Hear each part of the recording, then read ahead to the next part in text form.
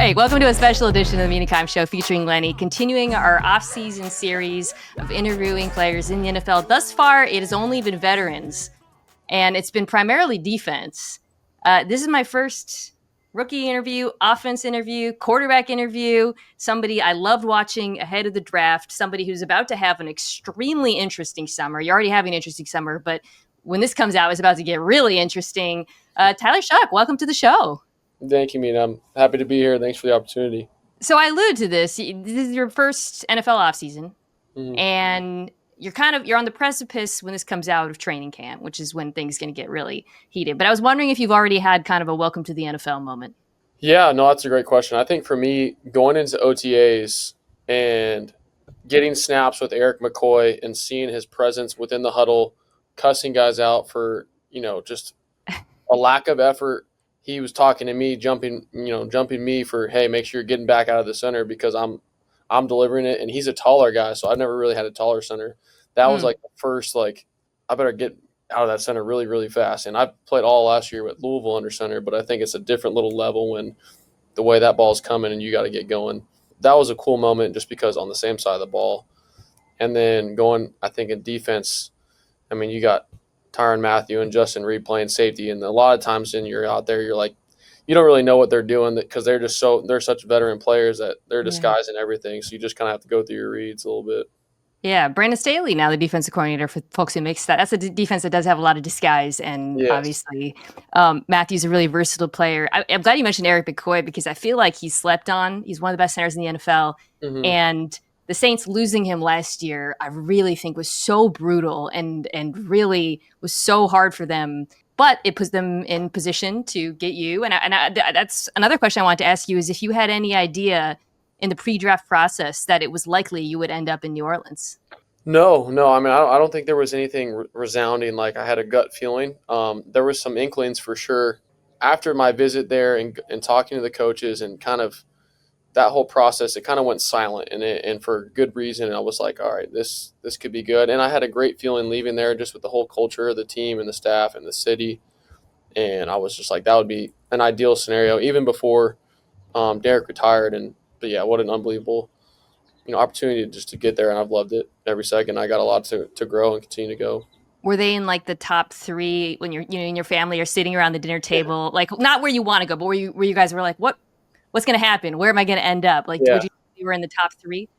Oh, 100%. It was, I'm not joking. It was the top one for sure. Oh, okay. I won't say the other teams, but the other teams that needed a quarterback really, I guess, but it was, it's not that mysterious, I guess. Yeah. But the Saints were extremely up there because they were on my last visits and it was an unbelievable experience. And just talking with Kellen. Yeah. He was complete calm, cool, and collected, and just being able to learn from him, thus far has been amazing. He's a very chill guy, kind of unusually so. I don't know how many NFL coaches you met during the process, but I'd say he's a little bit more quiet, even keel, maybe than some. I think it's a testament of a lot of people, coaches, and want to be the smartest dude in the building or act like they are. He doesn't, and I think he actually is the smartest dude in the building. I love that, and it shows. Were you taken aback when you heard the news about Derek retiring? And because you have one vision of yourself perhaps and what this year is going to look like and what the summer is going to look like. Did that vision change or did you know that it was a possibility from the beginning? I wouldn't say the vision changed as far as my preparation and me coming into that quarterback room situation and what I can bring to the table. And obviously it would have been a great opportunity to learn from him and being able to grow that relationship. But for me, I think that's why I was here just because of my experience and what I've been through and knowing that there's a sense of urgency and that window of opportunity is small and I'm going to go do everything I can to go take advantage of that. So it really fired me up more than anything. And I just, it didn't change as far as the process of it, but it was more just, all right, let's do it. Undeniably puts a bigger spotlight on camp and the preseason and the summer for you. You talked about Kellen Moore. I'm really interested actually in seeing what he calls for you when you get a chance or whoever this season, because he's had such an interesting career in the NFL as a play caller. He's called for plays for such different quarterbacks and called such different offenses, going from Dak Prescott, who's more of a traditional Peyton type of, pocket quarterback, supercomputer, to Herbert, who we'll talk about him in a second, in Los Angeles. And then with the Eagles, totally different offense, completely different scheme, all of that. Yeah. What can you tell me thus far about what you think the 2025 Saints offense is going to look like? So far, it's been a little bit of everything, which has been the coolest part. I think what I've seen, at least watching the film-wise, is that offense kind of grow and continually go like this from when even he was playing in Dallas with Dad coaching him to taking what they did with Herbert and kind of having that skill set. I think my skill set would be more comparable to Herbert's and Dak's, and then also continuing to grow even with some RPO and utilizing the quarterback in the run game with Jalen. And I think he saw the importance of that and just in general having that strong run game. So I think it's going to be a little bit of everything, which is a good thing. And I think we have the ability to do a lot of different things and put a lot on our plates, but also allow us to go play free in a system that kind of complements everybody. So that's been the exciting part so far. Mm-hmm. But, I also don't know what it's exactly going to look like. It's going to change every single week. So what I'm hearing is they're not going to tush push you 10 times. I don't know. Have you practiced it? I have. I've done it in the past. I don't know about their version of it though. That hasn't come up in the installs yet. I think that's more down the line. But we've got about everything else in. I'm glad you mentioned the RPOs because I went back and I looked at my notes from watching your college tape ahead of the draft, mm-hmm. and the thing I kept writing down was arm talent, which is of course different from just pure arm strength. You have a strong arm, but what really jumped out to me was just the creativity of your throwing, different arm angles on RPOs, off-platform throws, flipping your hips, rolling to the left. A touchdown against Notre Dame looms in my mind. So I was wondering if you feel that there's a way to call the offense that plays to that skill set, the uniqueness of your throwing ability. Yeah, I think, for me, just the ability to get it out quick and find answers and be more of a point guard, but also extend plays when needed. Is crucial, obviously, at that, the next level. And playing in 5 different systems in offense where there were true RPOs or spread or air raid and pro style, I've had in all those into the different verbiages and different ways to do it. So, and we've had that in OTAs and in camp so far. So I feel like I'm extremely well prepared if I can kind of pull back to my base knowledge. Okay, I've ran this. Okay, it's just called this. And, it's never anything brand new. So, yeah, hopefully we can continue to utilize it all and just stress the defense in any way we can. I mean, you mentioned the other thing, you were under center, which is really rare now when I'm watching college quarterbacks and I'm thinking about how this maps on to the NFL. It does feel like, okay, these experiences might give you a leg up in terms of not having to really learn, you always hear about college quarterbacks coming in and that adjustment, but it doesn't seem like there might be as much of an adjustment for you based on your experiences.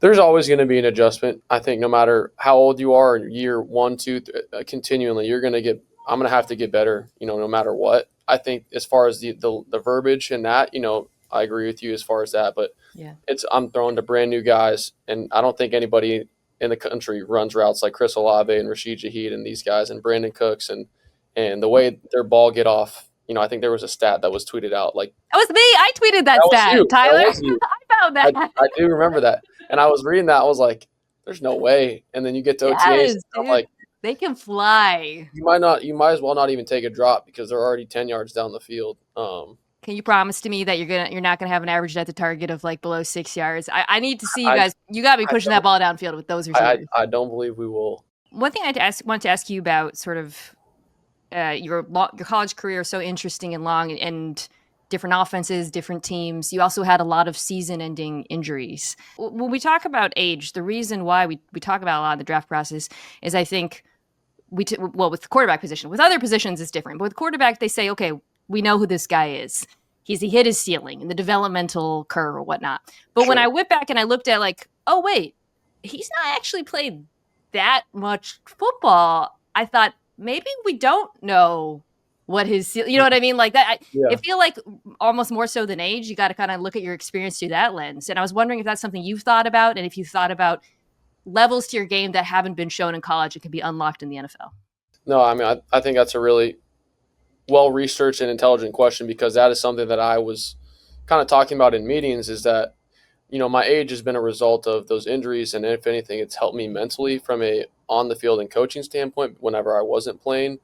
But it also, I wasn't starting as many games. So whenever I was starting, there's still that learning, continuous growth. And I think, guys with Baker Mayfield and Sam Darnold and Josh Allen and all those guys I feel like have gotten continually better, including older guys like Stafford. And I feel like I learn so much every single year and continue to get better. I feel like I haven't even tapped into anything because I've had those time to learn that time to learn, but I know I'm only going to continue to get better, especially being around these coaches and all my teammates.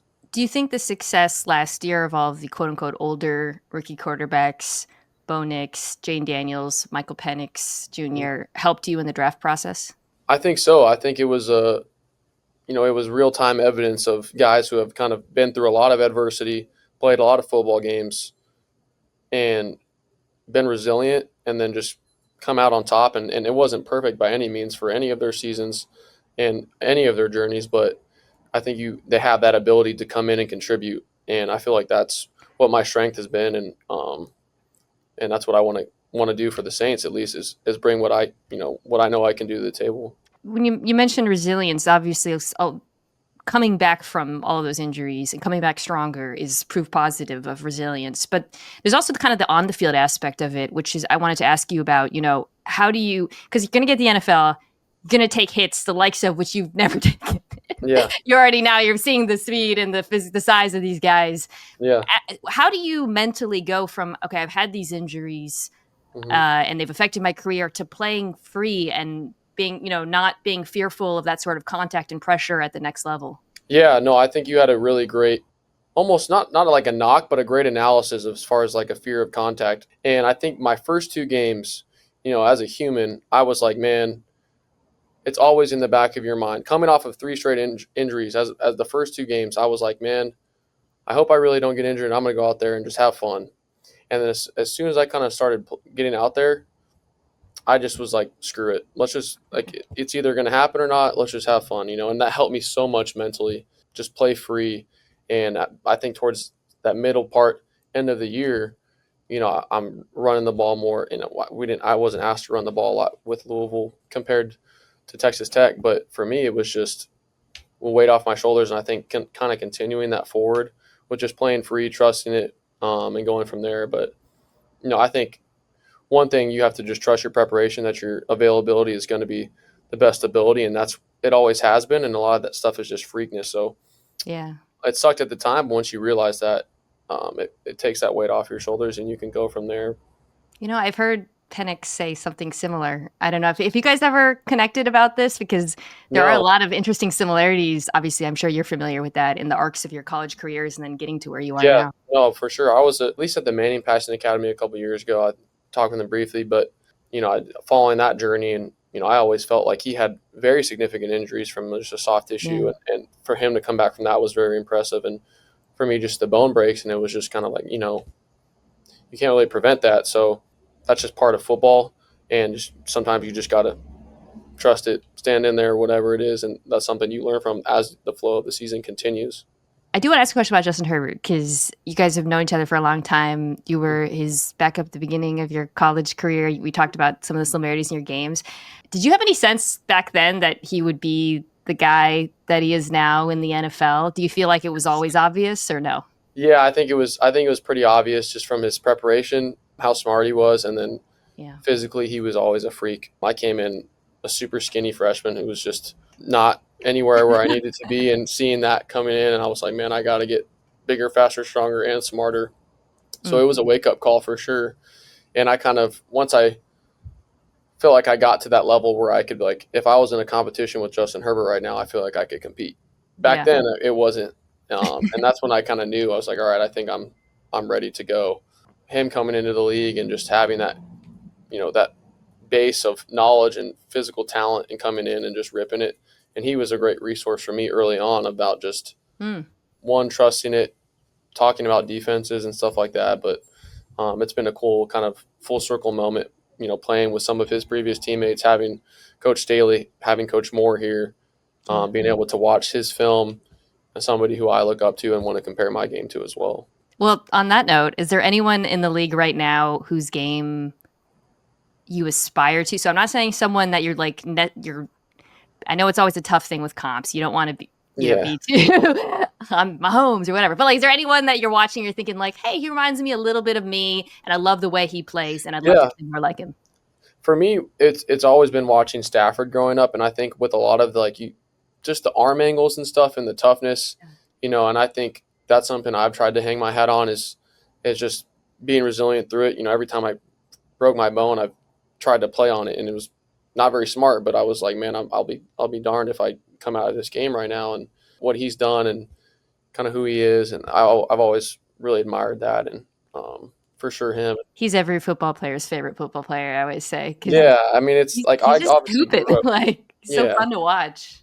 I mean, it's amazing. Hopefully this year, whenever we play them in LA, they don't play so good, but it's going to be pretty cool to be able to watch that in person and hopefully get to meet them. You mentioned the Manning Passing Academy. This is Omaha podcast, so I have to ask, what is your favorite or your best story about either Eli or Peyton? Oh man, there's countless. Especially at that camp. There's like every single day. There's am I dreaming right now moments where you're like having dinner, you're drinking some beer with this whole family, and it's like what are we talking about right now? We're talking about Peyton's places and all the stuff that they've done in the past. Just calls that they've had, the offensive coordinators. I couldn't pinpoint one of them, but it's been amazing. Have you gotten any downtime this summer? No, I haven't. I've had the rookie meetings, moved into our house, so that was a lot of unboxing and building furniture and stuff, and then training at the facility the whole time. Been training there. Then now going to be thrown in Oregon with Cooks and all the receivers, and then going to Dallas and throwing some more with all the receivers again and getting some guys there. So, but I think that's part of it. Like I said before, you only got so much time to come in and prove what you have, and I know that throughout my career, I've had to compete every single year, and I want to do everything I can to give myself the best shot to go have success, and that's, I feel like, the only way you can do it. So you're not grinding Love Island like the rest of the NFL. You're dialed in. People are grinding Love Island right now? They're all posting about it constantly. All these, and it's every night. So I'm like, damn, you guys have the time, but no, I don't. I'm sure. I think my wife is, but that's usually my sleep noise. I usually fall asleep halfway into that. It's mostly players who watch it with their wives or girlfriends, and then like a week later they're as into, they're like locked in. Last year I was pretty glued. I'm not gonna lie. Last season was amazing. Yeah. Come on, Cordell. So are you like a film head? Do you love that side of the preparation? 100%. For me, a lot of it was just that, how, like, trying to get mental reps. And I think another big thing coming into the NFL is with the PA and a lot of the rules, and there's a lot more time you have throughout the offseason, which is good. But as a younger player, I feel like it's a lot that you have to take ownership of and prioritize, what you're doing, because it's not like college where you have a laid out schedule until 9 p.m. And for me, that's what I really enjoy, because I've been able to do that. But yeah, I mean, it's been awesome just doing VR, iPad stuff. I try and be in the facility as much as I can, as far as from like clicker wise, rather than the iPad. But that's been a great process so far. How much does the VR help? Because I've heard Jane Daniels talk about it a lot. Actually, starting at LSU, he was using it a lot, and I've talked to some quarterbacks about it. But have you found that it's been really useful for you this summer? Yeah, I think from a decision-making standpoint, it's great, because you can change the tempo, speed it up, and then also just from learning the offense, which we're all kind of doing, which is, I think that's extremely helpful. And I've had various different versions of it, from the actual camera behind and watching practice film, which is good, because you can kind of see techniques from DBs from a different lens. But then also just from the video game perspective, just kind of going in there, propping your feet up, letting it rip and getting those reps, which is pretty fun as well. Have you gotten any time to experience New Orleans? Oh yeah. That's been one of my favorite parts. And, I think 2 days after the draft, I went to New Orleans and was trying food places and doing everything, going to I saw a clip and, of you. I think you were roasting not Amon-Ra St. Brown, but his brother, who was saying that the food in New Orleans was average, and you had a joke about that. What's the best thing you've eaten there? I would say this duck gumbo was really, really good.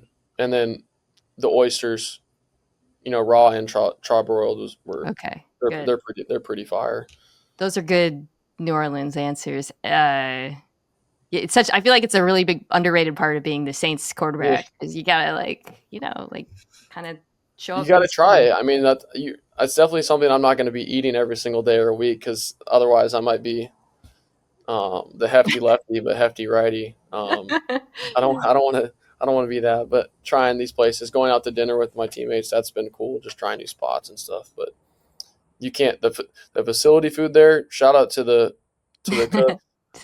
Will and all those guys. Oh my God, it was just brand new. They reopened it, or they opened it this year, and you don't really need to leave the facility because they got a great situation there. My last question for you is actually on behalf of my co-host. You can't see, he's a dog. His name's Lenny. Your dog, Murphy, went viral during the draft for celebrating.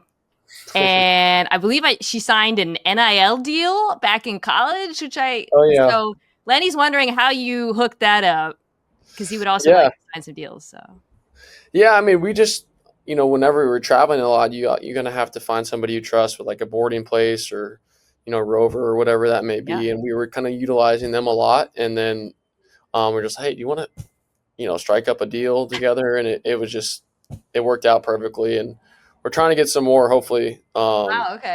Maybe some farmer's dog or something like that. We need to shout out to them. We need to get that going. Look in the camera and tell them right now. I'll be like, hey. Farmer's dog, Murphy needs some food, man. She's tired of the kibble. She tells me all the time.